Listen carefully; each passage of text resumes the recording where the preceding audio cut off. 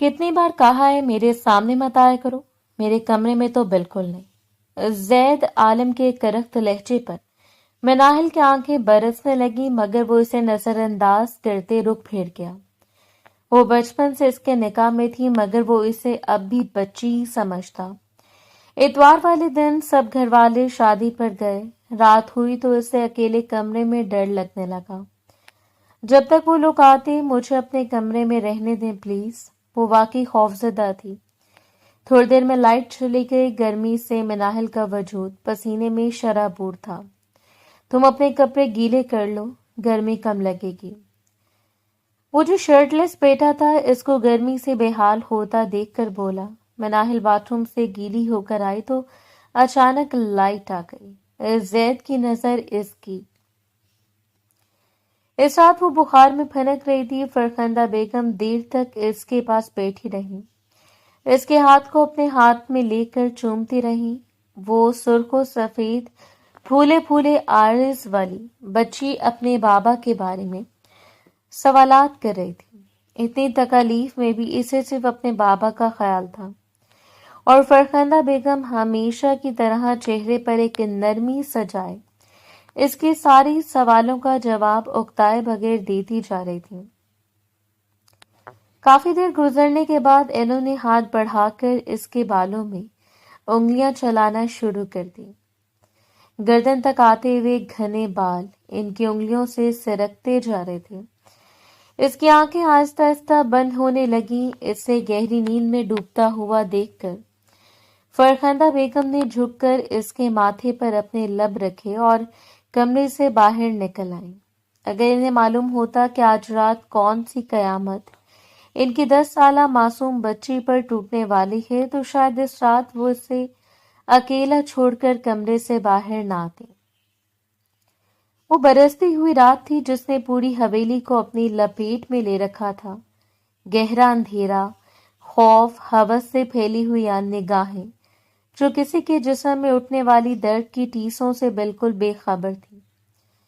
کمرے میں گہری خاموشی چھائی ہوئی تھی، صرف سانسوں کی مدھم آواز اور بستر پر لیٹی ہوئی وہ 10 سالہ لڑکی جس کے سرخ و سفید پھولے ہوئے رخسار بخار کی شدت سے دہک رہے تھے۔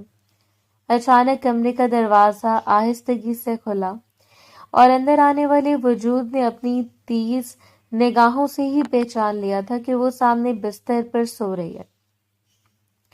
اس کا اپنا بھی دل دھڑک رہا تھا، خوف اس پر طاری تھا، لیکن جو جنون وہ تھام کر آیا تھا سامنے لیٹی ہوئی لڑکی پر وہ کسی آفت کی طرح ٹوٹا۔ اس کے منہ پر زبردستی اپنا ہاتھ جما کر وہ اس کی خوفزدہ آنکھوں میں دیکھ رہا تھا جو پٹ سے کھل کر غائب دماغی سے مقابل کو پہچاننے کی کوشش کر رہی تھی، لیکن اندھیرا اور ڈر، ان دو چیزوں کے امتزاج نے اس کی اس کوشش کو ناکام بنا دیا۔ اپنے کانپتے ہوئے ہاتھوں سے اس نے خود کو چھڑوانا چاہا، مقابل بھی اتنا جیدار نہیں تھا کہ وہ اکیلے اس لڑکی کو قابو کر پاتا۔ یہ اس وقت اسے ناممکن لگ رہا تھا، جبکہ وہ لڑکی خود کو چھڑوانے کی کوششوں میں ہلکان ہو رہی تھی۔ اس کی بڑی بڑی آنکھوں سے گرتے ہوئے آنسو، دھک دھک کرتا ہوا دل اور گرم وجود، یہاں آ کر اسے معلوم ہوا کہ اس نے جنون میں آ کر زندگی کی سب سے بڑی غلطی کر دی ہے، اس لیے وہ جلد سے جلد یہاں سے واپس جانا چاہتا تھا۔ لیکن اسے یقین تھا کہ وہ جیسے اس لڑکی کو چھوڑ کر باہر جائے گا وہ چیخو پکار کرے گی، کمرے سے باہر نکلتے ہی وہ پکڑا جائے گا۔ دیکھو دیکھو میں یہاں سے جا رہا ہوں، تم چیخنا مت۔ اسے دبوچ کر کان کے قریب جھکتے وہ اب التجا کر رہا تھا، جبکہ معصوم سی لڑکی اتنے بڑے ہنگامے میں الجھ کر بے یار و مددگار تھی۔ وہ سیاہ ترین رات تھی جس نے ایک درندے کو جنم دیا۔ اس رات اس شخص نے اس معصوم سی لڑکی کو گھسیٹ کر زور سے بیڈ کے نیچے پٹک دیا۔ وہ منہ کے بل فرش پر جا گری، تھوڑی پھٹ گئی۔ سرخ سیال بہتا ہوا اسے مزید خوفزدہ کر گیا۔ خوف اس قدر زیادہ تھا کہ کتنی دیر وہ ایسے ہی بیٹھی رہی جب فرخندہ بیگم بھاگتی ہوئی کمرے میں داخل ہوئی۔ دہلتے دل سے انہوں نے لائٹ آن کی۔ سامنے کا منظر موت کا منظر تھا۔ اپنی ماں کو اپنی جانب بھاگتے ہوئے اس نے دیکھا اور اگلے پل وہ آنکھیں بند کیے فرش پر گرتی چلی گئی۔ فرخندہ بیگم سے پوچھتا ہے کہ قیامت ٹوٹ پڑنا کسے کہتے ہیں؟ سلطان شاہ جو انصاف کے معاملے میں اپنا کوئی ثانی نہیں رکھتے تھے، انہی کی حویلی میں انہی کے نواسے کی عزت پر ہاتھ ڈالا گیا۔ ملازمین کے علاوہ وہ حویلی کے 3 لڑکے تھے۔ سید زاہد عالم سید جبار عالم کا بیٹا سلطان شاہ کا اکلوتا پوتا، جبکہ دوسرے پورشن میں جون شاہ وقار شاہ کا بیٹا اور حمزہ جس کی عمر صرف 7 سال تھی۔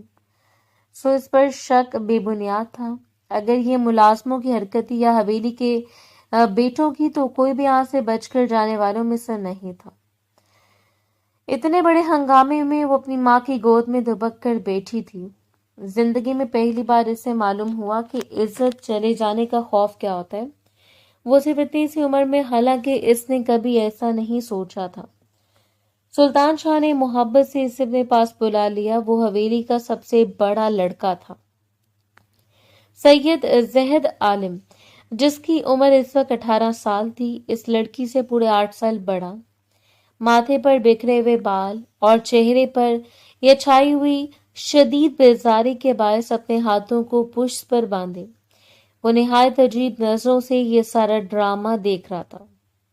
دادا جان، یہ ساری واردات حویلی کے دوسرے پورشن میں ہوئی ہے، تو آپ کو نہیں لگتا کہ ان کا نجی معاملہ ہے؟ منہ کے زاویے بگاڑتے ہوئے اس نے سب سے پہلی بات کا آغاز کیا۔ اسے ہمیشہ سے حویلی میں دندناتی ہوئی اس 10 سالہ لڑکی سے کوفت ہوتی، جو اپنی بھوری آنکھیں، سرخ و سفید رنگت اور سنہرے بالوں سے گویا پوری حویلی پر راج کرتی تھی، اور خاص طور پر آغا جان کے دل پر۔ اور اب جب اس لڑکی کا معاملہ تھا تو انہوں نے پوری حویلی کو ہی کٹہرے میں لا کر کھڑا کر دیا۔ یہ سراسر ناانصافی تھی۔ وقار شاہ کے پہلو میں ان کا بیٹا جون سر جھکا کر بیٹھا تھا۔ خبردار، اگر تم میں سے کسی نے اپنی زبان کھولنے کی کوشش بھی کی تو سب سے پہلے جبار شاہ غصے سے دھارے۔ ان کی بہن کی زندگی میں پہلے کم پریشانیاں تھی جو ایک نئی مصیبت ان پر ٹوٹ پڑنے والی تھی۔ یہ جو کچھ ہوا ہے یہ کسی مصیبت سے کم ہرگز نہیں تھا۔ کیا تم اسے پہچانتی ہو جو اس رات تمہارے کمرے میں آیا تھا؟ سلطان شاہ نے محبت سے اسے اٹھا کر اپنے پاس بٹھا لیا، جبکہ اپنی بھوری آنکھیں گھما کر اس نے ارد گرد کھڑے سارے لڑکوں کو دیکھا۔ ملازمین کی تو جان پر بن آئی۔ اس لڑکی نے جس کی طرف اشارہ کرنا تھا یقیناً اس کی گردن اڑا دی جاتی۔ ایک بار پھر رات کا منظر اس کے ذہن کی اسکرین پر چلنے لگا۔ وہ رات ایسی رات تھی جسے وہ کبھی فراموش نہیں کر سکتی تھی۔ اسے یاد آیا کہ اس رات وہ مرنے کے قریب ہو گئی۔ ابھی تک اس کی ٹھوڑی پر بنا ہوا زخم مندمل نہیں ہوا۔ آنکھوں میں خوف لہرانے لگا اور اس نے سر اٹھا کر ایک بار پھر سب کو دیکھا، اور پھر اس کی انگلی اٹھی۔ کسی کو بھی اندازہ نہیں تھا کہ وہ اس کی جانب اشارہ کرے گی۔ یہ کیسا غیر متوقع چیز تھی جس نے ہر ایک کو بھکلا جانے پر مجبور کر دیا، اور جس شخص کی جانب اس کی اپنے خوفزدہ نظریں اور انگلی اٹھ رہی تھی وہ شخص خود اچھلتے ہوئے 2 قدم دور ہوا۔ یہ تم کیا کہہ رہی ہو؟ تم جانتی ہو؟ اس کی آنکھیں خوف سے پھٹی کی پھٹی رہ گئیں۔ اسے یقین نہیں تھا کہ وہ لڑکی ایسا کچھ کرے گی۔ جبکہ سلطان شاہ نے بے یقینی سے اپنے پوتے کی جانب دیکھا، ان کا اکلوتا پوتا جن پر وہ جان نچھاور کرتے تھے۔ سید زید عالم، یہ لڑکی جھوٹ بول رہی ہے۔ مجھے لگتا ہے اس رات کا واقعہ جھوٹ ہے، صرف ایک من گھڑت کہانی ہے۔ وہ زور سے چیخا اور اگلے لمحے جبار شاہ کا تھپڑ اس کے رخسار کو سرخ کر گیا۔ زندگی میں پہلی مرتبہ اس نے پلٹ کر باغیانہ نظروں سے اپنے باپ کی طرف دیکھا تھا۔ آپ کو اپنے بیٹے پر یقین نہیں؟ اس کے ساتھ کھڑی ہوئی سونیا بیگم ہے، اس کا دل بھی لرز کر رہ گیا۔ یہ آپ کیا کہہ رہے ہیں جبار صاحب؟ آپ جانتے ہیں میرا بیٹا کبھی بھی ایسا نہیں کر سکتا۔ انہوں نے اپنے بیٹے کی حمایت میں بولنا چاہا، اور وقار شاہ کے قریب بیٹھا ہوا جون دھاڑتے ہوئے اس کے جانب بڑھا۔ تمہاری ہمت کیسے ہوئی اس کے جانب گندی نظر ڈالنے کی؟ تم جانتے نہیں ہو میں تمہاری آنکھیں نکال لوں گا۔ جون اس سے چھوٹا تھا، پورے 3 سال چھوٹا۔ وہ ہر ایک کی بدتمیزی برداشت کر سکتا تھا لیکن اس لڑکے کی نہیں۔ سو بغیر کسی کا لحاظ کیے اس نے آگے بڑھ کر جون کا गिरबान पकड़ लिया, यानी अब तुम मुझसे हिम्मत की बात करोगे, यानी तुम। वो दोनों एक दूसरे से गत्थम गत्था हो गए। वो शाह हवेली के सबसे लर्जा देने वाली शाम थी। किसी ने भी इसके मुतालिक नहीं सोचा होगा। वो फरखंदा बेगम की बेटी थी, यानी इसकी फूफोजाद, वो 10 साल किसी सुनहरी गुड़िया के जैसी लड़की, जिसे जो भी देखता चौंक कर देखता रह जाता। इस लड़की की जानिब से ज़ैद आलिम पर इल्जाम लगा था और कम से कम ये चीज इसके लिए नाकाबिले बर्दाश्त थी। अगले 2 दिनों तक इसका बस नहीं चला कि वो इस लड़की को गर्दन से पकड़कर दबोच दे। पहली बार बगावत ने इसके अंदर सर उठाया, इससे लगा वो पूरी हवेली को आग लगा दे, जबकि सुल्तान आलिम ने यह हुक्म जारी कर दिया था कि वो इस हवेली में नहीं रहेगा। वो इनका शहजादा था और इनकी आंखों का नूर, लेकिन जो कुछ इसने किया था इसके बाद माफी मुमकिन नहीं थी। लेकिन वो अपनी एक ही जिद पर कायम था, मैंने ये सब नहीं किया। इस छटांग पर की लड़की ने झूठ बोला है। ये तो से बचपन से, जब ये जवानी की दहलीज पर कदम रखेगी तो न जाने कितनी माओं के लाल खा जाएगी। इसकी नफरत का कोई ठिकाना नहीं था, जबकि हवेली का पूरा माहौल ऐसे हो गया जैसे कि सबके जहनों में एक जहर उंडेल दिया गया हो। सोनिया बेगम अपने बेटे की हमायत में थंग जब्बार आलम के लबों पर गहरी खामोशी छाई हुई थी। सुल्तान आलिम शदीद गुस्से में थे, जबकि हवेली के दूसरे पोर्शन में भी फरखंदा बेगम पर ऐसे कयामत आई हुई थी कि वो इनके पहले शौहर की औलाद थी। मुसद्दिक हसन की बेटी, जो इनका महबूब शौहर था, जिससे शादी करने के लिए इन्होंने बागियाना लहजा अपनाया और हवेली के रस्म रवाज को तोड़ दिया। हालांकि वकार शाह ऐसे मोहब्बत का दम भरते थे और कभी भी आलिया बेगम को वो मुकाम नहीं दे पाए जो इन्हें हासिल होना था। फरखंदा बेगम की शादी के बाद वकार शाह की शादी इनकी खालाजाद आलिया बेगम से कर दी गई। खुदा ने सबसे पहले इन्हें जान से नवाजा और फिर सितारा से। आलिया बेगम और इनके दरमियान ताल्लुकात कभी भी ठीक नहीं रहे। हमेशा एक लड़ाई हंगामा, आलिया बेगम का शक करना और वकार साहब का खामोश रहना, ये चीज चंद ऐसे अवामिल थे जिन्होंने इनके रिश्ते को तोड़कर रख दिया। सितारा की पैदाइश के वक्त आलिया बेगम का इंतकाल हो गया, जबकि दूसरे जानिब ये हादसा था या मुकद्दर में लिखी हुई कोई तहरीर कि आलिया बेगम की वफात के ठीक 3 बरस बाद मुसद्दिक हसन एक कार एक्सीडेंट का शिकार हुए और जान की बाजी हार गए। फरखंदा बेगम अपनी 3 साल बेटी के साथ बेयारो मददगार हवेली वापस लौट आई।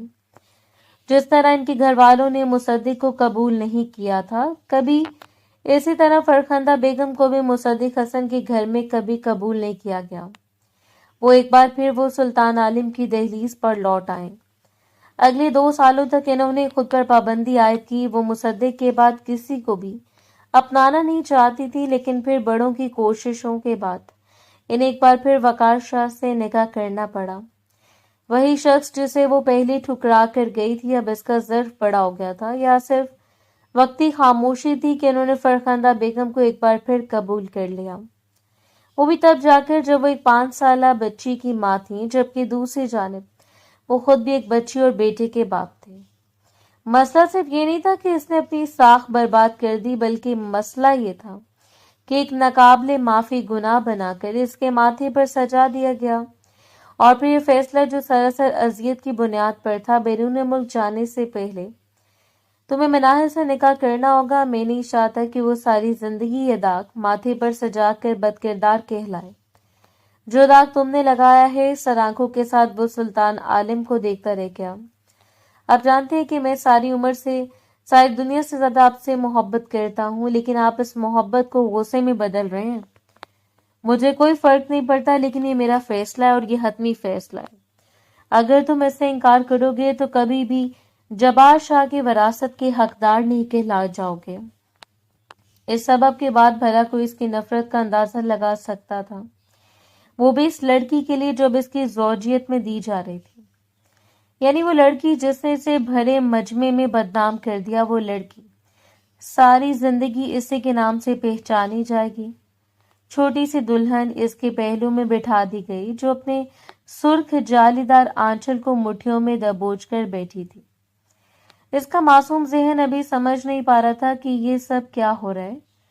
اسے بالکل بھی اندازہ نہیں تھا کہ اس کی زندگی کا اتنا بڑا فیصلہ ہونے جا رہا ہے۔ اس کی جانب سے رضامندی وقار شاہ نے دی اور اس کی ماں نے، جبکہ دوسری جانب سے وہ خود بالغ تھا۔ نکاح نامے پر دستخط کرتے ہوئے اس نے چاہے اس لڑکی کو دل سے قبول نہیں کیا، لیکن اب وہ اس کے نام کے ساتھ منسلک ہو چکی تھی، اور ٹھیک ایک ہفتے بعد وہ ہمیشہ کے لیے اس حویلی کو الوداع کہہ کر چلا گیا۔ اس نے سوچ لیا تھا کہ وہ کبھی بھی لوٹ کر یہاں نہیں آئے گا، کبھی بھی اس لڑکی کو نہیں اپنائے گا، لیکن اس بات کا اس سے ابھی تک اندازہ نہیں تھا۔ کبھی کبھی ایسا ہی ہوتا ہے کہ ہم خود کو اپنے فیصلوں میں بہت خودسر بنا لیتے ہیں۔ ہمیں لگتا ہے کہ وہی ہوگا جو ہم چاہیں گے، در حقیقت ایسا نہیں ہوتا۔ وہ ہوتا ہے جو وقت چاہتا ہے، اور وقت کے پنوں پر کتاب تقدیر پہلے ہی وہ سب کچھ لکھ دیتا ہے۔ سالوں میں کیا کچھ نہیں بدلا۔ آہستہ آہستہ یہ بات حویلی کے مکین بھول جانے لگے۔ انہیں لگا تھا یہ صرف کچی عمر کی خودسری تھی یا جنون۔ نہ جانے کتنے نئے رشتے بنے ہیں، اور اس روز کے بعد اس کے اور اس کی بہن کے جان کے درمیان دوستی ہمیشہ کے لیے ختم ہو گئی، جو نمرا کا منگیتر بن گیا۔ حالانکہ اس رشتے میں اس کی رضامندی چاہی گئی تھی، لیکن اس نے صاف انکار کرتے ہوئے کہہ دیا کہ جو رضامندی نمرا کی ہے وہی اس کی ہوگی۔ وہ اپنی دشمنی یا غصے کی آڑ میں اپنی بہن کی زندگی خراب ہونے نہیں دے سکتا۔ ایک عرصے تک اس نے خود کو حویلی والوں سے لا تعلق رکھا، لیکن آہستہ آہستہ وقت کے ساتھ سارے زخم مندمل ہو گئے اور سب سے بات کرنے لگا۔ اس ایک واقعے نے اس کی زندگی کو مکمل طور پر بدل کر رکھ دیا۔ جنون، ضد، غصہ، انا اور نفرت، اس کے علاوہ اس نے کچھ سیکھا ہی نہیں۔ اونچا لمبا قد، کمال کی ذہانت، شاندار پرسنالٹی، 28 سالہ بھرپور جوان مرد، دیکھنے میں ہی شاہ حویلی کا شہزادہ معلوم ہوتا، جس کے سر پر اب دستار رکھی جاتی۔ یوں لگتا تھا جیسے اب لوگ اس بات کو بھول گئے ہیں۔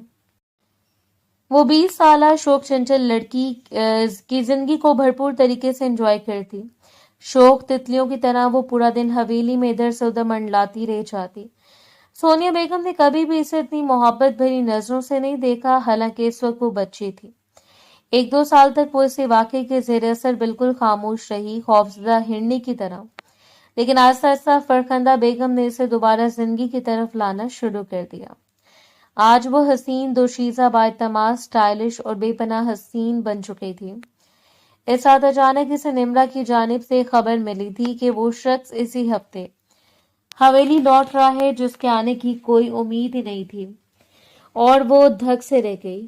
دل اس قدر شور برپا کرنے لگا کہ اس نے بامشکل اپنی مٹھی اپنے سینے پر جما کر نمرا کو دیکھا۔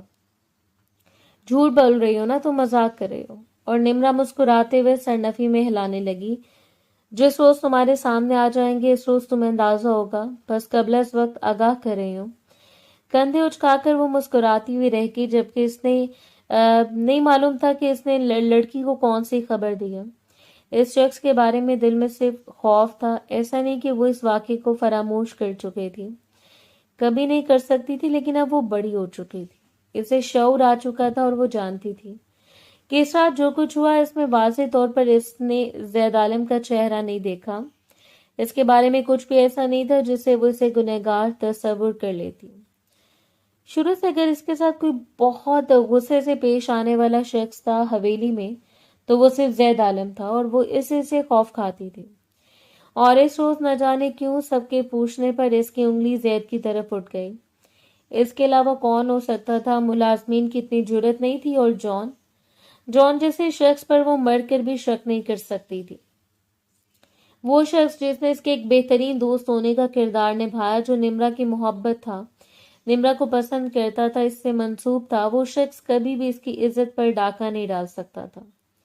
اگر ایسا ہوتا تو وہ ایک بار پھر کوشش کرتا، بار بار کرتا، یا پھر کبھی اسے نظروں میں باور کروا دیتا، لیکن جان کے پاس بیٹھتے ہوئے مسکرا کر اسے راز و نیاز کرتے ہوئے اسے کبھی بھی شک نہیں گزرا، اور گھوم پھر کر مرکز میں صرف زید عالم رہ جاتا۔ وہ ہفتہ اس نے کس طرح گزارا تھا وہی جانتی تھی۔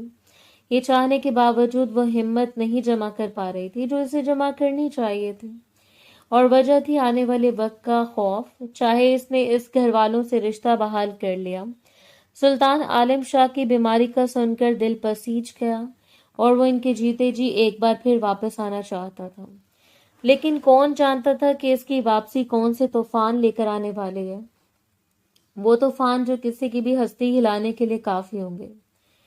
وہ شام ایک ہنگامہ خیز شام تھی۔ سونیا بیگم کے چہرے کی رونق ہی نرالی تھی۔ یوں لگ رہا تھا جیسے ایک عرصے کے بعد حویلی والوں نے مسکرانا سیکھ لیا ہے، جیسے در و دیوار سے رونق ٹپک رہی تھی، حتیٰ کہ اس کی ماں فرخندہ بیگم بھی بے تحاشا خوش اور مطمئن تھی۔ آخر ان کا اکلوتا بھتیجا اتنے عرصے کے بعد حویلی واپس آ رہا تھا۔ وقار صاحب نے ساری زندگی ان سے محبت کی، لیکن اس محبت کو اظہار کی ضرورت محسوس نہیں ہوئی۔ چپ چاپ فرخندہ بیگم کا خیال رکھتے، ان کی ہر شوق کو پورا کرتے، ان کی ہر ضرورت کو مد نظر رکھتے، لیکن چاہنے کے باوجود وہ پہلے جیسی دیوانگی، جنون اور بے تحاشا والہانہ پن کہیں غائب ہو گیا۔ شاید ایک بار ٹھکرا جانے کا سر ان کے ذہن پر ایسا سوار ہوا کہ پھر مل جانے پر بھی انہیں محبوب ویسا نہیں لگا جیسا لگنا چاہیے تھا۔ تاہم فرخندہ بیگم ان کے ساتھ خوش اور مطمئن تھی۔ ہاں، لیکن آج بھی مہینے میں 2 بار وہ مصدق حسن کی قبر پر ضرور جایا کرتی، اور عورت کبھی اس شخص کو فراموش نہیں کر پاتی جسے تو محبت کرنا سکھایا ہو۔ اور مصدق حسن وہ نام تھا جس نے نہ صرف محبت بلکہ انہیں بغاوت کرنا بھی سکھایا تھا، اور پھر محبت کو تکمیل کا درجہ بھی ملا۔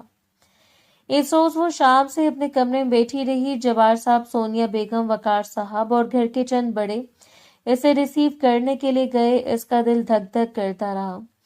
جب بے قراری حد سے بڑھی تو وہ آئینے کے سامنے آ کر کھڑی ہو گئی۔ اس نے خود کو دیکھا تھا اور ایک بار پھر خود کو عالم کی نظروں سے دیکھنا چاہتی تھی۔ بے تحاشا سرخ سفید رنگت، بڑی بڑی پشت پر بکھرے ہوئے سنہری بال، وہ کسی سنہری گڑیا کی طرح تھی جس پر حسن ٹوٹ کر برسا ہو۔ آئینے میں اس نے خود کو یوں دیکھا جیسے کوئی پہلی نظر میں اس پر دل ہار جائے، جیسے کوئی اس کے قریب آتے بہک جائے، لیکن دوسرے لمحے اس کی نظروں میں زید عالم کا چہرہ گھوم گیا۔ وہ 18 سالہ بالغ سا لڑکا جو کسی کی بات تک برداشت نہیں کرتا تھا، اب جانے کیسا ہوگا، وقت نے اسے کتنا بدل دیا ہوگا۔ اتنے عرصے میں اس سے یہ بھی نہیں بن پایا کہ کم سے کم وہ اس شخص کی ایک تصویر دیکھ لیتی۔ شاید ان کے دلوں کا تقاضا ہی نہیں تھا، ایسے لگے جس سے وہ اسے دیکھتے ہی ٹھکرا کر خود سے دور دھکیل دے گا، نفرت اور بے تحاشا نفرت کرے گا، یا پھر تنزیہ نگاہوں سے اسے دیکھتے ہوئے احساس دلائے گا کہ وہ اس پر مکمل حق رکھتا ہے، چاہے تو ایک لمحے میں اس کی عزت کو رون کر قطرہ قطرہ بکھیر دے۔ نہ جانے کیوں اذیت بڑھنے لگی۔ وہ آ کر بیڈ پر لیٹی کافی دیر اپنے سنہرے بالوں میں انگلیاں چلاتی رہی، جب تک کہ نیند کی وادیوں میں نہیں اتر گئی۔ باہر جتنے ہنگامے ہو رہے تھے وہ کمرے کے دروازے تک محدود تھے۔ اندر بس ایک خاموش دنیا تھی جو اس کی اپنی بنائی ہوئی تھی، اور اس دنیا کا آغاز شاید اب سے ہوا تھا، ورنہ اس سے پہلے تو ہر طرح کے ہنگاموں میں وہ مرکز نگاہ بنی پھرتی۔ ایک عرصے کے بعد اس نے حویلی میں قدم رکھا۔ نہ جانے ان کے دل کے زخم پھر تازہ ہونے لگے تھے، لیکن اس نے سر جھٹک دیا۔ اب وہ اتنا کمزور نہیں تھا کہ چھوٹی چھوٹی باتوں کو دل سے لگا کر بیٹھ جاتا۔ اب اس نے ایک ایسے جوان کی شکل اختیار کر لی تھی جو ایک چٹان کی طرح سرد مہری رکھتا ہے۔ اس پر یہ بات بھی اثر انداز نہیں ہوئی کہ یہاں وہ لڑکی رہتی تھی جس سے وہ کم سے کم محبت نہیں کر سکتا تھا۔ جان نے آگے بڑھ کر اس سے مسکرا کر دیکھا، اور اس نے بھی گرم جوشی سے اسے گلے لگا لیا۔ عرصہ بیت گیا، اب اس سے زیادہ اس سے وہ دوری نہیں رکھ سکتا تھا۔ نمرا تو اسے لپٹ کر اپنے تحائف وصول کر رہی تھی، اور ستارہ، وہ بھی تو اس کے لیے نمرا کی جیسی تھی۔ اس نے بھی مسکرا کر سب کچھ اپنا حق سمجھتے ہوئے وصول کیا۔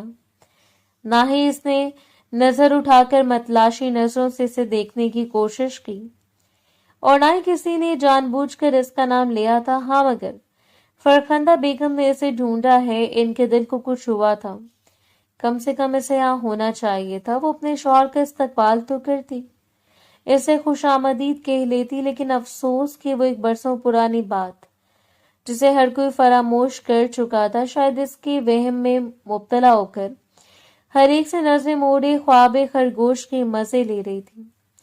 اسے یقین تھا اگلے آنے والے دنوں میں بھی وہ یوں آسانی سے زید عالم کے مقابل نہیں آ سکتی۔ جان بوجھ کر تو ہرگز نہیں، لیکن آنے والے وقت کے بارے میں کون جانتا؟ کب کیا کیسے کچھ ہو جائے کچھ نہیں معلوم۔ باہر ٹھنڈی ٹھار ہوا چل رہی تھی جو اسے کھڑکی سے متوجہ کرتے ہوئے اعلان میں آنے کا سندیشہ دے رہی تھی۔ جان کے ساتھ نمرا اور ستارہ دونوں آئس کریم کھانے کے لیے گئے تھے۔ جان نے اس سے بھی آنے کے لیے کہا لیکن اس نے انکار کر دیا۔ وہ گھر پر رہنا چاہتی تھی۔ ملازموں سے ہی اسے معلوم ہوا کہ زید گھر پر موجود نہیں ہے، اس لیے اپنا گلابی آنچل اٹھائے وہ کمرے سے باہر نکل آئی۔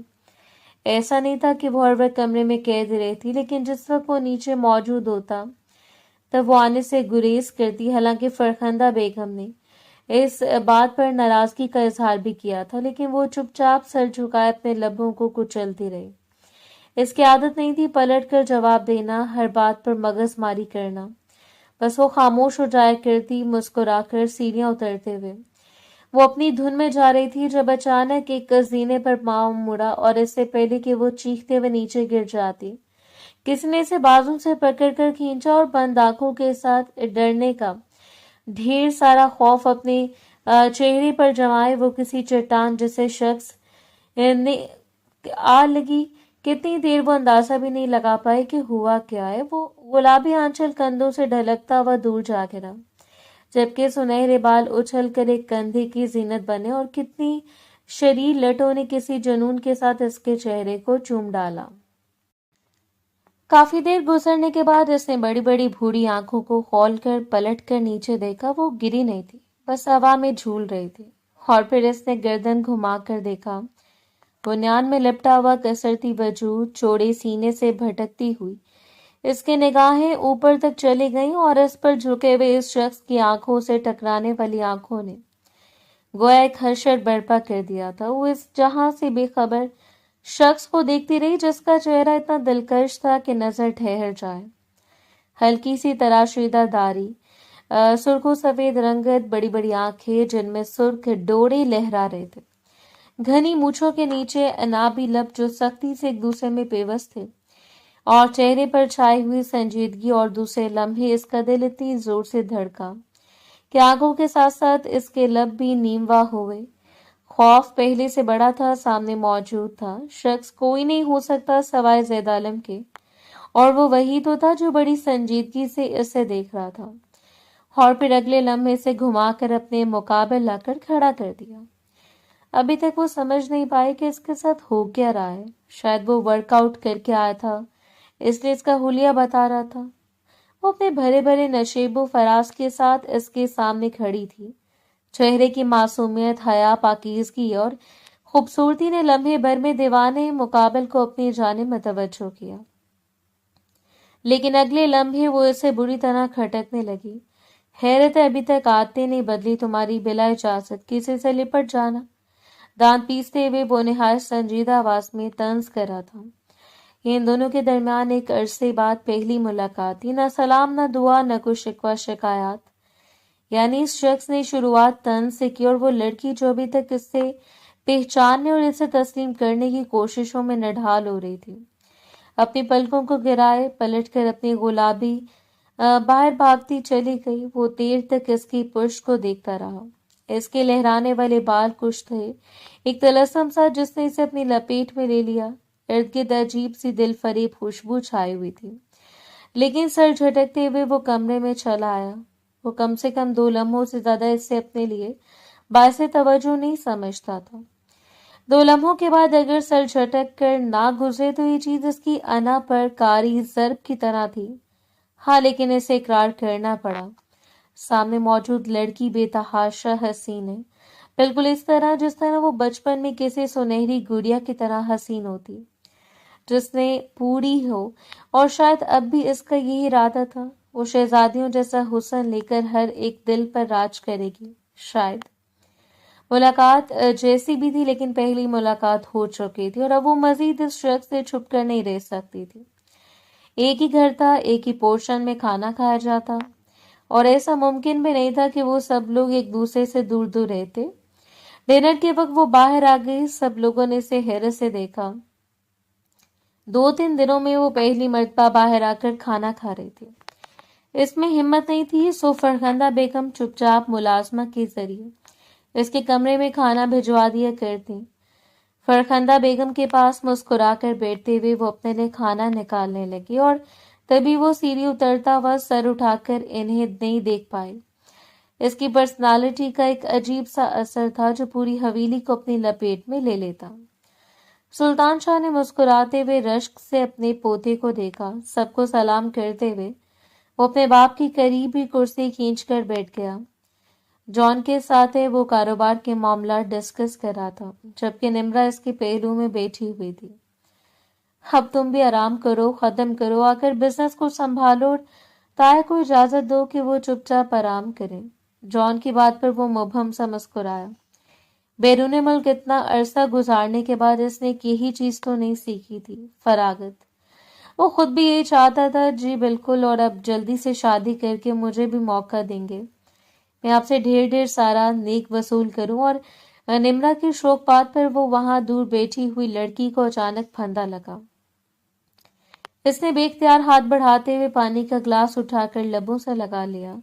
انگلیوں کی لرزش واضح تھی، جبکہ ایک سنجیدہ نگاہ اس پر ڈالنے کے بعد وہ پلٹ کر نمرا کو دیکھنے لگا۔ اچھا، یعنی بھائی کی شادی کا شوق چڑھا ہے محترمہ کو۔ سب لوگوں نے جیسا سوچا تھا اس نے ویسا رد عمل نہیں دیا۔ حالانکہ جب بھی اسے شادی سے رخصتی کی بات کی جاتی وہ نہایت بدمزگی سے بات بدل دیتا، لیکن اس وقت وہ مبہم سے مسکراہٹ کے ساتھ نمرا کو دیکھ رہا تھا۔ ٹھیک ہے، کوئی اچھی سی لڑکی ڈھونڈ کر آپ کا یہ شوق بھی پورا کر دیتے ہیں۔ جبکہ وہ چپ چاپ کھانا کھاتی رہی، جیسے یہاں اس کے متعلق کوئی بات ہو ہی نہ رہی ہو۔ یعنی آپ کو ایک اور اچھی سی لڑکی ڈھونڈنی ہے؟ نمرا نے آنکھیں گھما کر اسے دیکھا اور وہ ہلکا سا مسکرایا۔ بالکل۔ کیا تمہیں نہیں لگتا کہ تمہاری بھابھی تمہارے بھائی کی پسند کی ہونی چاہیے، جسے لوگ ٹھہر کر دیکھیں جیسے تمہارے بھائی کو دیکھتے ہیں؟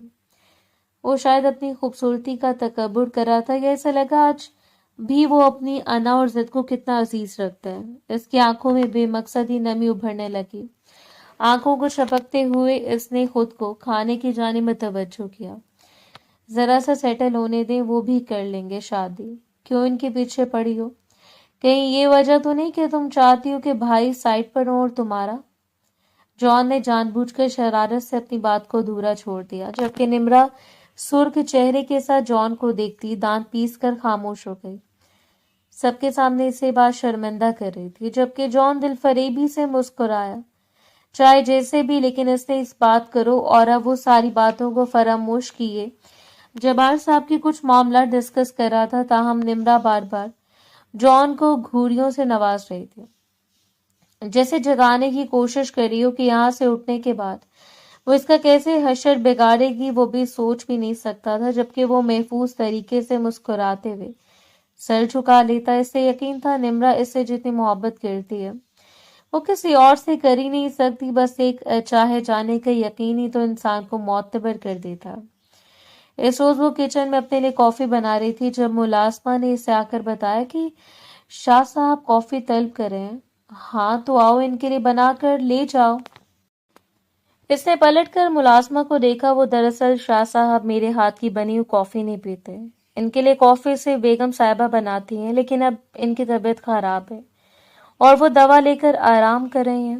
میں کھانا لے کر کوارٹر میں جا رہی ہوں، آپ جانتی ہیں میرے بچے انتظار کر رہے ہیں، اگر آپ بنا دیں تو، اس نے منمناتے ہوئے کہا، اور نسرین کے چہرے پر ایک نظر ڈال کر وہ گردن پھیر گئے۔ اب اس کے سامنے وہ کیا جتاتی کہ وہ شخص اس کے ہاتھ کی کافی پیے گا ہی نہیں۔ ٹھیک ہے تم جاؤ، فراخ دلی سے اس نے کہہ تو دیا، لیکن اصل مصیبت اب شروع ہوئی تھی۔ اس شخص کے لیے کافی بنانا مسئلہ نہیں تھا، کافی لے کر اس کے کمرے میں جانا سب سے بڑا مسئلہ ثابت ہو سکتا تھا۔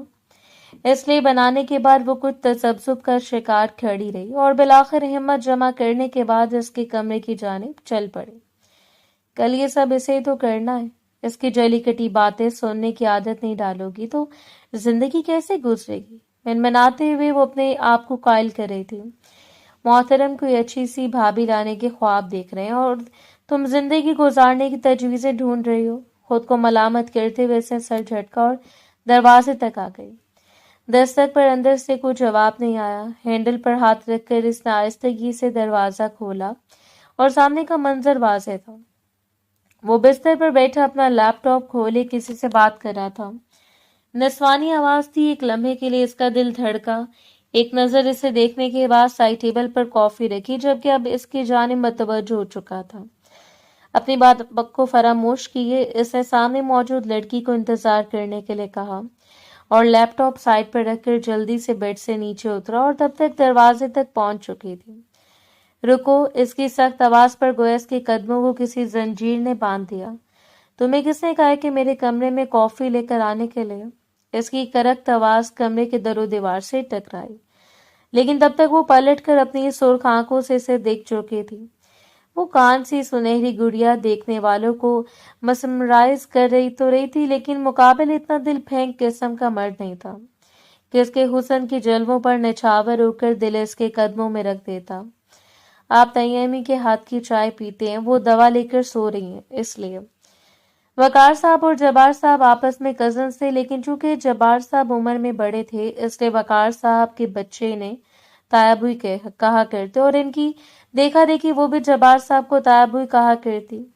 اس شخص کے علاوہ تو اسے آج تک کسی نے باور نہیں کروایا کہ وہ حویلی کی بیٹی نہیں بلکہ مصدق حسن کی اولاد ہے۔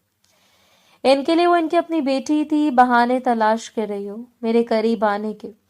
اس بار قدم بڑھا کر اس کے قریب آ کر اس نے مضبوطی سے اس کا بازو پکڑا اور گھماتے ہوئے اسے دیوار سے لگا لیا، تاکہ ایک بار پھر مجھے ٹارگٹ کر سکو، ایک بار پھر مجھے مجمع میں ذلیل و رسوا کر کے یہاں سے نکال سکو۔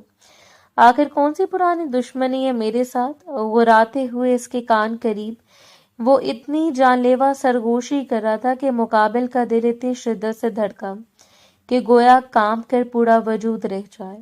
اپنی بڑی بڑی آنکھیں اٹھا کر اس نے خود پر جھکے ہوئے شخص کو دیکھا۔ اپنے دل سے غلط فہمیاں نکال کیوں نہیں دیتی؟ کبھی تو مثبت سوچ لیا کریں۔ اور اس کے اتنا کہنے کی دیر تھی کہ وہ بڑی سختی سے اس کے چہرے کو دبوچ چکا تھا۔ یعنی تمہارے بارے میں مثبت سوچوں؟ اس بار وہ طنز کر رہا تھا۔ یا تمہیں نہیں لگتا کہ یہ تذلیل کا آخری درجہ ہے کہ تم میری دسترس میں ہو لیکن میں تم پر اپنا حق ظاہر نہیں کرتا؟ تو ہم سے کسی حق کی طلبگار نہیں ہوں۔ دونوں کی آنکھیں ایک دوسرے سے سیٹ کر آئیں اور لرزتے اور اس نے ہاتھ بڑھا کر اس کے سینے پر ہاتھ رکھ کر اسے دور دھکیل دیا۔ میں اس چیز کی مطمئنی بھی نہیں ہوں۔ اس نے ہمت دکھائی اس سے پہلے کہ وہ آگے بڑھتا۔ وہ دوڑ کر اس کے کمرے سے نکل گئے۔ دل شدت سے دھڑک رہا تھا، گویا پسلیاں توڑ کر باہر آنے کا ارادہ رکھتا ہو۔ نہ جانے اس شخص کی خوش فہمیاں ہیں کب ختم ہوں گی۔ اس نے سوچ لیا وہ دوبارہ کبھی بھی اس کے قریب نہیں بھٹکے گی، لیکن حالات ہی کچھ ایسے پیدا ہو جاتے کہ اسے بار بار اس شخص کے ارد گرد من لانا پڑتا اور وہ ہر بار اسے طنزیہ نگاہوں سے دیکھتے ہوئے تذلیل کا نشانہ بنا دیتا۔ اب تو وہ اکتانے لگی تھی اس کے طنز سے، اس کی نفرت، اس کا جنون۔ اس نے فاصلہ قائم کرتے ہوئے خود کو دوسری جانب متوجہ کر لیا۔ اسے لگا تھا وہ کبھی بھی اس شخص کے لیے باعث توجہ نہیں بن سکتی، وہ کبھی بھی وہ مقام حاصل نہیں کر سکتی جو اسے کرنا چاہیے، لیکن اس روز پہلی مرتبہ وہ چونکی۔ لاؤنج میں سب لوگ موجود تھے، سو وہ بھی سب کے ساتھ بیٹھی لڑکیوں سے بات کر رہی تھی جب اچانک جان اس کے قریب آیا۔ صوفے پر بازو ٹکا کر وہ جھکا، بڑی دل فریب نگاہوں سے انہیں دیکھتے ہوئے سرگوشی کر رہا تھا، جبکہ دور بیٹھے ہوئے شخص کی نظریں بھٹک بھٹک کر جان کی جانب جا رہی تھی، جو ساری لڑکیوں سے بات کر رہا تھا، لیکن اس سے بات کرتے ہوئے جیسے اس کی محترمہ کا چہرہ جگمگا رہا تھا ویسے کسی کا بھی چہرہ نہیں جگمگا رہا تھا۔ اور پھر نہ جانے کیا بات ہوئی، جان نے بے اختیار اپنا ہاتھ آگے بڑھایا اور اس نے جان کے ہاتھ پر تالی دے ماری۔ اتنی اہم بات کے درمیان بھی اس سے وہ تالی اپنے دل پر بجتی ہوئی محسوس ہوئی۔ سختی سے سر جھٹکتے ہوئے اس نے خود کو دوسرے باتوں کی طرف متوجہ کیا، لیکن اس سنہری رنگت والی لڑکی کی کھلکھلاہٹیں، سرگوشیاں اور شاید نزدیکیاں بھی اسے ایک آنکھ نہیں بھا رہی تھی۔ وہ جیسے دور دور رہتی، اس کے قریب آنے پر بھی اس سے پٹاخ سے جواب دے کر گزر جاتی۔ اس وقت جان سے جتنی دل فریبی سے بات کر رہی تھی، اگر جان کے علاوہ یہاں کوئی بھی ہوتا تو شاید وہ اٹھ کر اس شخص کا قتل کر دیتا۔ دادو بس اب لڑکیوں کو گھمانے کے لیے باہر لے کر جا رہا ہوں، کہ اس کے صبر کا امتحان تھا۔ وہ جسے سوچا کہ وہ کبھی بھی اس کی جانب اپنی نظریں نہیں موڑے گا، اس وقت سر اٹھا کر اس کا چہرہ دیکھ رہا تھا جو اپنے لبوں کو دانتوں میں دبا کر کافی ایکسائٹڈ نظر آ رہی تھی۔ ٹھیک ہے چلے جاؤ، لیکن شام سے پہلے آ جانا۔ بغیر کسی ہیلو ہجت کی انہیں اجازت مل گئی۔ شاید وہ لوگ پہلے بھی آتے جاتے تھے۔ جان کے ساتھ اس کا رشتہ جیسا بھی تھا اسے کچھ معلوم نہیں تھا، اتنا تو طے تھا کہ وہ اگر اس کے سامنے کسی سے بات کر رہی تھی تو یہ چیز زاہد عالم کو سخت ناگوار گزر رہی تھی، اور اسے کوئی چیز ناگوار گزرے مقابل اس پر توجہ نہ دے، یہ تسجیل کا آخری درجہ ہوتا ہے۔ سو اس شام اس کا کمرے میں جاتی ہوئی لڑکی کو اس نے راستے میں گھیر لیا۔ کافی شوق ہے تمہیں غیر مردوں کے ساتھ گلچھڑے اڑانے کا؟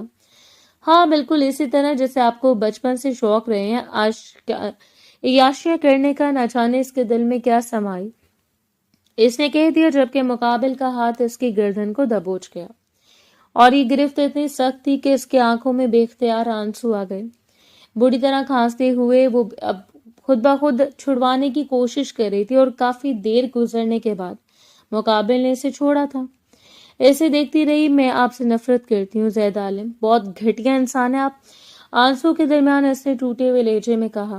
آواز جذبات کے تحت بھاری ہو رہی تھی، جبکہ اس کے ہاتھ کو گھما کر پشت پر لگاتے ہوئے وہ ہلکا سے اس کے کان کے قریب جھکا۔ بچپن یاد نہ ہی دلاؤ تو تمہارے حق میں بہتر ہے، اور رہی بات عیاشیوں کی تو جس روز تم پر حق جتا کر تمہیں عیاشیوں کے بارے میں بتایا، اس روز تمہیں دوبارہ نہیں کہنا پڑے گا۔ وہ اپنے آپ کو چھڑوانے کی کوششوں میں ہلکان ہو رہی تھی۔ اسے اندازہ نہیں تھا کہ وہ سرفراز شخص اسے یوں راستے میں گھیر لے گا۔ آج کے بعد مجھے کسی کے ساتھ اس طرح ہنستی مسکراتی نظر آئی تو تمہارے دانت توڑ کر تمہاری ہتھیلی پر رکھ دوں گا۔ اور وہ چونک کر اس کا چہرہ دیکھتی رہی۔ کیا وہ جلس ہو رہا تھا؟ اگر یہ اس کی خوش فہمی نہیں تھی اور حقیقت تھی تو وہ شخص اسے کافی دلچسپ لگا۔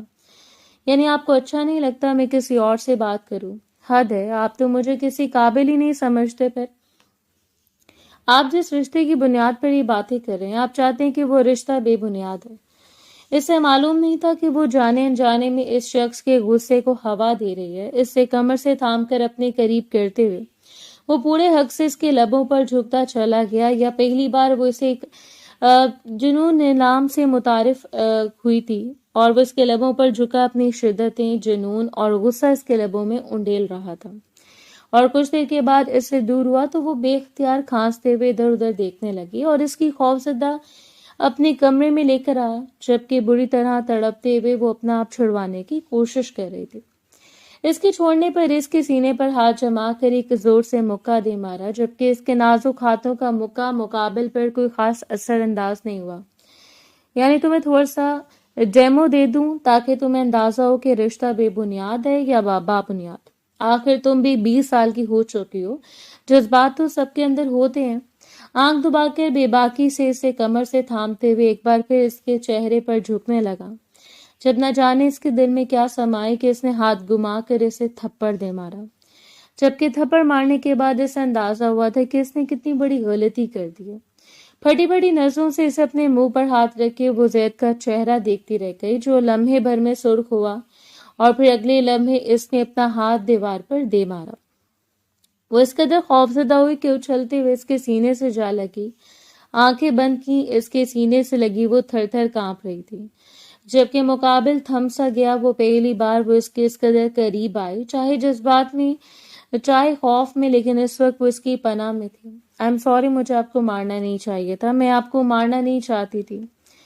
سرگوشی کرتے ہوئے وہ اسے احساس دلا رہی تھی، جبکہ اس وقت اسے اندازہ نہیں تھا کہ وہ اس کے جذبات کو کتنی بری طرح بھڑکا رہی ہے۔ اپنے کمرے میں جاؤ، اس نے سخت لفظوں سے دوبارہ دہرایا، اور وہ پلٹ کر اپنے کمرے میں چلی گئی۔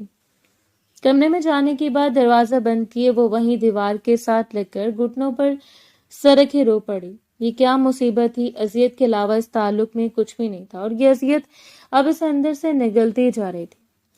اس نے سوچ لیا کہ وہ دادوں سے بھی خود بات کر لے گی، انہیں سمجھائے گی کہ یہ رشتہ ہے، کوئی بھی حیثیت نہیں رکھتا اس کے لیے اسے ابھی، اور اسے وہ ختم کر دینا ضروری ہے۔ اس نے سوچ لیا۔ خود کو تسلی دے کر ایک بار پھر وہ کاموں میں مصروف ہو گئی، یہ جانے بغیر کہ وہ مقابل کے غصے کو ہوا دے چکی ہے۔ اب وہ کرے گا شاید اس نازک سی لڑکی کے جو وہم و گمان میں بھی نہیں ہوتا۔ تاہم اگلے 2 دن گزارنے کے بعد اسے اندازہ ہو چکا تھا کہ جب آغا جان نے رخصتی کی بات گھر میں کی تو وہ حیران و پریشان انہیں دیکھتی رہ گئی۔ زید کی بھی یہی خواہش ہے اور ہم سب بھی یہ چاہتے ہیں اسی ماہ کے آخر کی کوئی تاریخ رکھ کر رخصت کر کے بچوں کا فرض ادا کر دیتے ہیں۔ ان کا فیصلہ ہمیشہ کی طرح حتمی فیصلہ تھا اور کوئی بھی انہیں انکار کی جسارت نہیں کر سکتا تھا۔ آخر وہ اس گھر کے سربراہ تھے۔ حویلی کے سربراہان کی تو گویا درینہ خواہش پوری ہو گئی۔ حویلی میں ہنگامے اپنے عروج پر تھے اور ایسے میں اس کا دھڑکتا ہوا دل نہ جانے کتنے خدشے اور وسوسوں میں مبتلا تھا۔ دل کی دھڑکن ہر بار بے ترتیب ہو جاتی، ہر بار راتوں کو جاگ کر وہ سوال پر سوال سوچتی رہتی، اور حیرت کی بات یہ تھی کہ ان تمام سوالوں کے جوابات کسی کے پاس نہیں تھے۔ سب کی خوشی کی خاطر اپنی ماں کے لیے وہ بھی تیاریاں کر رہی تھی، لیکن ہر آنے والا دن اس سے گویا ایک مصیبت کے قریب لا رہا تھا۔ اور بالآخر وہ دن بھی آ گیا جس دن وہ بڑے ٹھاٹھ سے اس کے نام کی مہندی اپنے ہاتھوں پر لگانے کے لیے تیار تھی۔ زرد رنگ کی انارکلی میں پھولوں کی جولری پہنے لائٹ سے میک اپ کے ساتھ اس کا سراپا جگمگا رہا تھا۔ اس روز وہ حقیقت میں کانچ کی گڑیا لگ رہی تھی، جسے دیکھنے کے بعد ایمان بہک جائے، جسے کوئی دیکھے تو پھر دیکھتا رہ جائے، جبکہ دوسری جانب وہ بھی مرکز نکاح بنا ہوا تھا۔ اس کے حسن نے پوری محفل کو لوٹ لیا۔ اگر انسان کے پاس پیسہ ہو اور عیاشی ہو تب یہ چیزیں اسے بے تحاشا حسین بنا دیتی ہیں، اور غریبی چہرے کی چمک کو زائل کر دیتی ہے۔ وہ اس کے پہلو میں آ کر رسم کے لیے بیٹھی تو بھی دل گویا اچھل کر حلق میں آ گیا۔ نہ جانے کیوں اس سے اتنا ڈرنے لگی تھی، حالانکہ آج تک اس نے خود کو مضبوط رکھا، خود کو تسلی دی، دلاسے دیے، لیکن ایک جانا انجانا سا خوف اس کی رگوں میں پھیلتا چلا گیا۔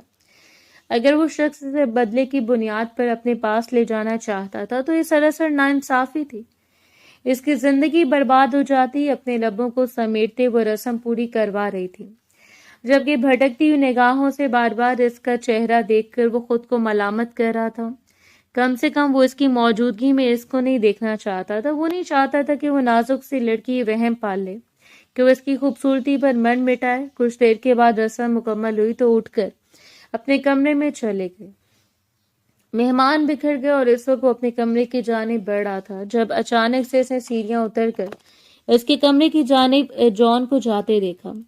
اس وقت اندر مکمل خاموشی تھی، سب لوگ اپنے اپنے کمروں میں تھے، اور اس وقت جان کا اس لڑکی کے کمرے میں جانا اس سے ایک نئی بے چینی کا شکار کر رہا تھا۔ سو اس کے پیچھے چلتے ہوئے وہ بھی اس کے کمرے کی جانب بڑھنے لگا، لیکن اس سے پہلے جان اجازت لے کر منال کے کمرے میں داخل ہو چکا تھا۔ وہ دروازے کے پاس آ کر رک گیا، حالانکہ ایک غیر اخلاقی بات تھی۔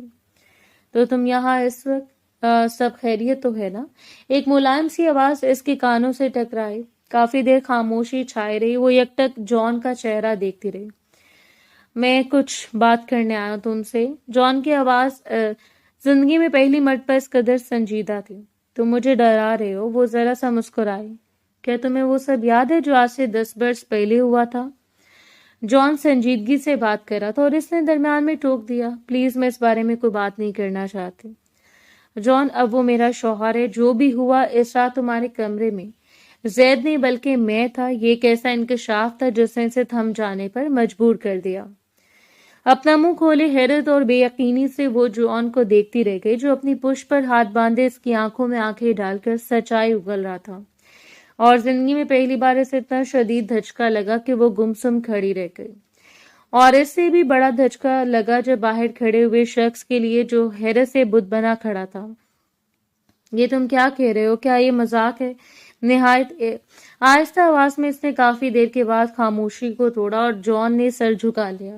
کاش یہ مذاق ہوتا، لیکن یہ مذاق نہیں ہے۔ میں نے ایک عرصہ یہ بات صرف اپنے تک محدود رکھی، لیکن اب جب تمہاری عملی زندگی کی شروعات ہو رہی ہے تو تمہیں یہ بات بتانا میرے ضمیر پر پڑا رہنے والا ایک بوجھ ہے جو ساری زندگی پڑا رہے گا۔ اس کی وجہ ساری حیرت اور بے یقینی کو بھلائے اس وقت وہ مضبوط لہجے میں بولی، میں تم سے نفرت کرتا تھا صرف اس لیے کیونکہ تمہاری ماں نے میری ماں کی جگہ لے لی۔ اس نے اس بات کا آغاز کیا، فرخندہ امی جنہوں نے میری ماں کی ہستی بستی زندگی میں افراتفری مچا کر رکھی تھی۔ مجھے لگتا تھا کہ سارا قصور ان کا ہے، انہیں میرے باپ کو پسند آنا ہی نہیں چاہیے تھا، اور پھر جب بڑی امی کی ڈیتھ کے بعد وہ بابا کی وائف بنی، تب تم دونوں میرے لیے صرف نفرت بن کر رہ گئے، اور اب وہ آہستہ آہستہ سچائی سے پردہ اٹھا رہا تھا، جبکہ حیرت سے گم کھڑی وہ جان کو دیکھ رہی تھی۔ اس رات میں سے نفرت میں تمہارے کمرے میں آیا، شاید میرے کچے ذہن میں بیٹھنے والی نفرت بہت طاقتور تھی، لیکن آہستہ آہستہ وہ سب کچھ میرے دل سے نکل گیا۔ جب مجھے ان سے ایک ماں کی محبت ملی تو تم ایک اچھی دوست ثابت ہوئی۔ تب یقین کرو میں نے سب کچھ بھلا دیا، لیکن وہ رات نہیں بھول پایا۔ اس شخص نے حقیقت سے پردہ اٹھا دیا تھا۔ باہر کھڑا ہوا شخص بے یقین کھڑا رہا، اسے لگا اسے دروازے سے پلٹ جانا چاہیے، اگر وہ چاہتا تو آگے بڑھ کر اس کے گریبان پکڑ لیتا، لیکن وہ نہیں کر پایا۔ اس رات جان ساری حقیقت بتانے کے بعد معافی کا طلبگار تھا، لیکن اس نے جان کو خالی ہاتھ بھیج دیا۔ کچھ چیزیں بر وقت معاف نہیں کی جاتی، وقت لگتا ہے، جس طرح جان کو معافی مانگنے میں وقت لگا تھا، بالکل اس طرح سے معاف کرنے میں بھی وقت لگے گا۔ اور نہ جانے کتنی دیر بیٹھ کر روتی رہی، پچھتاوے کے علاوہ ارد گرد کچھ نہیں تھا۔ اس رات انہیں اندازہ ہوا کہ وہ دونوں ایک ایسی جنگ لڑ رہے تھے جس میں وہ دونوں ہی قصوروار نہیں تھے۔ وہ چاہنے کے باوجود سارے جہاں کے سامنے چرچا نہیں کر پایا۔ اسے اپنی بہن کی زندگی عزیز تھی، اس کی خوشیاں بھی۔ اس کے پہلو میں سجی حسین ترین دلہن اسے مکمل مات دیے بیٹھی تھی۔ اس سے آج تک وہ رات بس جھوٹ اور فریب کے علاوہ کچھ نہیں لگی، لیکن اب اس کی سوچ بدل چکی تھی۔ اسے یقین ہو گیا کہ اس روز وہ جھوٹی نہیں تھی، بس اسے پہچاننے میں غلطی ہو گئی۔ لاکھوں دعاؤں کے سنگ وہ رخصت ہو کر اس شخص کی زندگی میں داخل ہو گئی جو شاید اس سے نفرت کرتا، یا پھر اس روز کے بعد اس نے ساری بدگمانیوں کو دل سے نکال دیا تھا۔ اس کے بستر پر بیٹھی ہوئی لڑکی اس کی بیوی تھی، اس پر حق رکھتی تھی۔ نفرتیں جتنی بھی بڑھائی جائیں وہ متواتر بڑھتی چلی جاتی ہیں اگر انہیں روکا نہ جائے، اور اب تو وہ حقیقت بھی معلوم کر چکا تھا۔ اس کے سامنے بیٹھا وہ دیر تک اس کا چہرہ دیکھتا رہا، بلا شبہ وہ ایسی تھی کہ اس کے سامنے کوئی بھی بہک جائے، کوئی بھی اس سے محبت کرنے پر مجبور ہو جائے، اور اس بات کے علاوہ کوئی بھی ضد ایسی نہیں تھی جسے وہ ڈھونڈ کر خود کو کال کر لیتا اور وہ اسے محبت نہیں کرتا۔ منائل نے اپنی لرزتی ہوئی پلکوں کو اٹھا کر اس سے دیکھا، اپنے لبوں سے وہ شاید اس سے کچھ بتانا چاہتی تھی، لیکن اس سے پہلے مقابل نے آگے بڑھ کر اس کی گود میں سر رکھ لیا۔ انگلیاں چلاؤ میرے بالوں میں، میرا درد سر درد نہیں جاتا، وہ سرگوشی سے مسکرا کر اسے کہہ رہا تھا، اور نم آنکھوں سے مسکراتے ہوئے اس نے ہاتھ اٹھایا، اس کے گھنے بالوں میں انگلیاں چلانی شروع کر دی۔ اس کے بالوں کو دیکھ کر وہ کتنی خواہش کیا کرتی انہیں چھونے کی، اور آج وہ خود اس کی دسترس میں آ کر انہیں چھونے کی اجازت دے رہا تھا۔ کبھی کبھی ایسا ہوتا ہے، معجزے ایسے رونما ہوتے ہیں کہ ہم حیران و پریشان بیٹھے رہ جاتے ہیں۔ مجھے نہیں لگتا تھا کہ ناراضگی اتنی جلدی ختم ہو جائے گی، اس نے اپنے حسین لبوں سے کہہ دیا، اور وہ دل کھول کر مسکرا دیا۔ ہو سکتا تھا ختم نہ ہوتی، لیکن کبھی کبھی دلوں پر چھایا ہوا غبار جب دھل جاتا ہے تب حقیقت کا آئینہ چمکنے لگتا ہے۔ کیا یہ رشتہ صرف آپ کے لیے مجبوری ہے، اس کے علاوہ کچھ نہیں؟ اس نے وہی پوچھا جس بات نے اسے تجسس میں مبتلا کیا ہوا تھا۔ تمہیں کس نے کہہ دیا کہ رشتہ میرے لیے مجبوری ہے، اور تمہیں لگتا ہے کہ میں کوئی چیز مجبوری میں کر پاؤں؟ الٹا سوال کرتے ہوئے وہ اب اسے اپنے قریب کر کے اس کے چہرے پر لب رکھ گیا۔ کون گنہگار تھا، کسے سزا ملنی چاہیے، یہ ذکر اب ہمارے درمیان نہیں ہوگا۔ وہ دلکشی سے مسکراتے اس کی جانب جھکا۔ ہاں، مگر اس حسین لڑکی سے کس طرح دل کھول کر محبت کرنی ہے، یہ سب ہو سکتا ہے۔ جبکہ اس کے یوں کہنے پر وہ ہلکا سا مسکرائی۔ اس کے گال گلابی ہوتے جا رہے تھے، جبکہ وہ آج سارے پردوں کو گرا کر صرف اسے اپنانا چاہتا تھا، اسے احساس دلانا چاہتا تھا کہ وہ سب سے حسین ہے۔ اس کی شدتوں سے گھبرا کر وہ ذرا سا مچلی۔ مجھے سانس لینے دیں پلیز۔ جبکہ اس کی سانسوں سے سانسوں کو جوڑ کر وہ اس کی خوشبو کو اپنے وجود میں اتارتا چلا گیا۔ دو دل دھڑکتے جا رہے تھے، ان دو دلوں کا دھڑکنا بنتا تھا کیونکہ انہوں نے ایک عرصہ بہت ساری بے تابی کو برداشت کیا تھا، اور بہت ساری بے تابیوں کو برداشت کرنے کے بعد بھی اگر محبوب دستیاب نہ ہو تو پھر صرف اذیت مقدر بن جاتی ہے، اور کچھ دلوں کے لیے اذیت نہیں ہوتی، وہ صرف محبت کے لیے بنائے جاتے ہیں، جیسا کہ ان کے دل تھے۔ گزری ہوئی رات اپنے اندر بہت سی بے تابیوں کو لے کر آئی جو ایک دوسرے کے وجود میں انڈیل کر اور ایک دوسرے کو اپنا بنا رہے تھے۔ یہی تو محبت کی خوبصورتی ہوتی ہے، جب اس کا نشہ سر چڑھ کر بولتا ہے تو بڑے بڑوں کو سر جھکانا پڑتا اور اس ساتھ زید عالم کو تسلیم کرنا پڑا کہ وہ لڑکی اس کے لیے محبت سے اگلا مقام رکھتی تھی۔ امید ہے ہماری آج کی سٹوری آپ کو پسند آئی ہوگی۔ ایسی مزید سٹوریز کے لیے ہمارے چینل کو لازمی سبسکرائب کریں۔ شکریہ۔